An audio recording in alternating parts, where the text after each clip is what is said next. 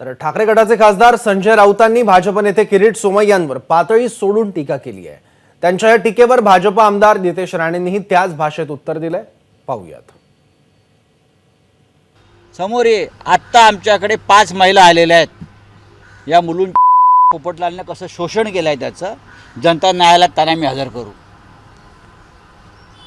5 महिला, एक मध्यंतरी प्रकरण आलं होतं, आत्ता 5 महिला आलेल्या आहेत।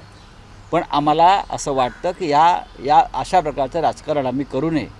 त्यालाही बायको आहे, त्यालाही सून आहे, हां कुटुंब आहे।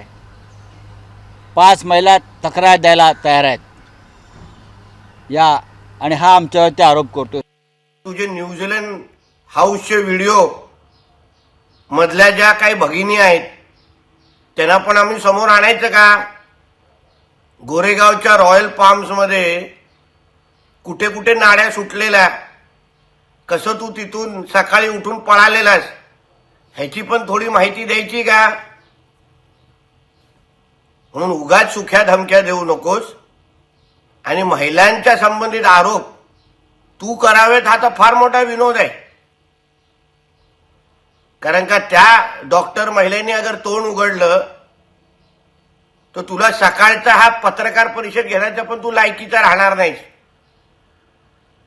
एका खासदाराबरोबर तुझा फोटो नाचताना, लग्नामध्ये नाचताना आल्यानंतर तुझ्या घरात काय तमाशा झालेला मग ती पण माहिती आम्हाला पत्रकार परिषदेमध्ये द्यायला लागेल। म्हणून काचेच्या घरामध्ये राहणाऱ्या लोकांनी दुसऱ्यांना धमकी देऊ नये।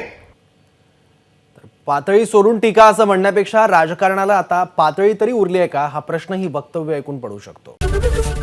एबीपी माझा, उघडा डोळे बघा नीट।